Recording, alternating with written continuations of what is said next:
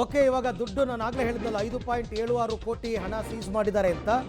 7.11 7 ಕೋಟಿ 11 ಲಕ್ಷದ ಪೈಕಿ 5.76 ಕೋಟಿ ಅದು ಅದರ ಫೋಟೋ ಈಗ ಪಬ್ಲಿಕ್ ಟಿವಿಗೆ ಲಭ್ಯವಾಗಿದೆ.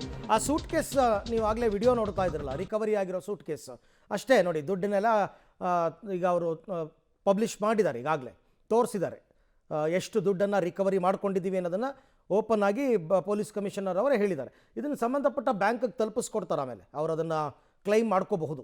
ಸೂಕ್ತ ದಾಖಲೆಗಳನ್ನ ಕೊಟ್ಟು ಪೊಲೀಸರು ಕ್ಲೈಮ್ ಮಾಡ್ಕೋಬಹುದು, ಬ್ಯಾಂಕ್ನವರು ಕ್ಲೈಮ್ ಮಾಡ್ಕೋಬಹುದು. ಅದಕ್ಕೆಲ್ಲ ಬೇರೆ ಬೇರೆ ಮೆಥಡ್ಸ್ ಇದೆ, ಅದನ್ನು ಮಾಡ್ಕೋತಾರೆ. ಈ ದುಡ್ಡು ಇವಾಗ ರಿಕವರಿ ಆಗಿರ್ತಕ್ಕಂಥ ವಿಚಾರ. 5 ರಾಜ್ಯಗಳಲ್ಲಿ ಪೊಲೀಸ್ ತಂಡ ಕಾರ್ಯಾಚರಣೆಯನ್ನು ಮಾಡಿತ್ತು. ಇದಕ್ಕೋಸ್ಕರ ಕರ್ನಾಟಕ, ತಮಿಳುನಾಡು, ಆಂಧ್ರ, ತೆಲಂಗಾಣ, ಕೇರಳ ಎಲ್ಲ ಕಡೆಯಲ್ಲೂ ಕೂಡ ಓಡಾಡಿದ್ರು. 2-3 ವಾಹನಗಳನ್ನು ಈ ಕೃತ್ಯಕ್ಕೆ ಅವರು ಬಳಸಿದ್ರು. ಮತ್ತು ಈಗ CMS ಕಂಪನಿ ವಿರುದ್ಧ ಕ್ರಮಕ್ಕೆ RBIಗೆ ಪತ್ರವನ್ನು ಬರಿತೀವಿ, ಅವರ ನೆಗ್ಲಿಜೆನ್ಸ್ ಇದು ಅಂತಂದ್ಬಿಟ್ಟು ಜವಾಬ್ದಾರಿಯನ್ನು ಕೊಟ್ಟ ಮೇಲೆ ಜವಾಬ್ದಾರಿಯುತವಾಗಿ ನಡ್ಕೋಬೇಕಾಗಿತ್ತು, ನಿರ್ಲಕ್ಷ್ಯವನ್ನು ವಹಿಸಿದ್ದಾರೆ. ಹಾಗಾಗಿ ಅವ್ರ ವಿರುದ್ಧ ನಾವು ಪತ್ರವನ್ನು ಕೂಡ ಬರಿತೀವಿ ಅಂತ ಹೇಳಿದ್ದಾರೆ. ಜೊತೆಗೆ ಹೆಚ್ಚು ಕಡಿಮೆ ಅವ್ರ ಜೊತೆ ಏನು ಕಾಂಟ್ರಾಕ್ಟ್ ಇರುತ್ತೆ ಆ ಕಾಂಟ್ರಾಕ್ಟನ್ನು ಬ್ಯಾಂಕ್ ಅವರು ಮುರ್ಕೋಬೋದು. ಯಾಕೆಂದರೆ ಒಂದೇ ಕಂಪ್ನಿ ಅಲ್ಲ ಇರೋದು, ಬೇರೆ ಬೇರೆ ಕಂಪ್ನಿಗಳಿದೆ. ಈ ಥರ ಹಣವನ್ನು ಬ್ಯಾಂಕಿಂದ ತೊಗೊಂಬಂದು ಲೋಡ್ ಮಾಡೋದಕ್ಕೆ ಅಂತ ಬೇರೆ ಬೇರೆ ಕಂಪ್ನಿಗಳಿವೆ.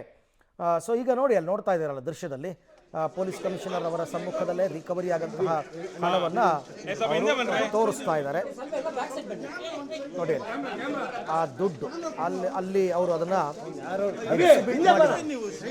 ರಿಕವರಿ ಆದ ದುಡ್ಡು 5.76 ಲಕ್ಷ ಹಣ. 5.76 ಲಕ್ಷ ಹಣ. ಇದಕ್ಕೂ ಕೂಡ ಇದು ಪೊಲೀಸರ ಅತ್ಯುತ್ತಮವಾದ ಕೆಲಸ. ಯಾಕೆಂದರೆ ತುಂಬ ಚಾಲೆಂಜಸ್ ಇತ್ತು ಈ ಪ್ರಕರಣದಲ್ಲಿ, ಯಾವ ಸುಳಿವು ಇರಲಿಲ್ಲ. ಆ ಸುಳಿವು ಇಲ್ಲದೆ ಇರತಕ್ಕಂಥದ್ದನ್ನು ಕೂಡ ಪ್ರಕರಣದ ಬೆನ್ನತ್ತಿ ಅವರೇ ಹೇಳ್ತಾ ಇದ್ರು. ಇಬ್ಬರು ಜಾಯಿಂಟ್ ಕಮಿಷನರ್ಸ್ ಕೂಡ ಇದಕ್ಕೆ ಇನ್ವಾಲ್ವ್ ಆಗಿದ್ರು, ಅವರ ನೇತೃತ್ವದಲ್ಲಿ ಇಡೀ ಆಪರೇಷನ್ ನಡೀತು ಅಂತ. ಬೆಂಗಳೂರಿನಲ್ಲಿ ದರೋಡೆಯಾದ ಹಣವನ್ನು ಈಗ ಜಪ್ತಿ ಮಾಡೋದನ್ನ ಎಕ್ಸಿಬಿಟ್ ಮಾಡ್ತಾ ಇದ್ದಾರೆ, ತೋರಿಸ್ತಾ ಇದೆ, ಪ್ರದರ್ಶನಕ್ಕಿಟ್ಟಿದ್ದಾರೆ ನೋಡಿ. ನಮ್ಮ ಪೊಲೀಸ್ ಇಲಾಖೆಯ ಸಾಧನೆ ಅಂತಂದ್ಬಿಟ್ಟು ನಿಜಕ್ಕೂ ಕೂಡ ಶ್ಲಾಘನೀಯವಾದಂಥದ್ದು. ಜೊತೆಗೆ ದರೋಡೆ ನಡೆದ 3 ದಿವಸಕ್ಕೆ ಪ್ರಕರಣವನ್ನು ಅವರು ಭೇದಿಸಿರ್ತಕ್ಕಂಥದ್ದು.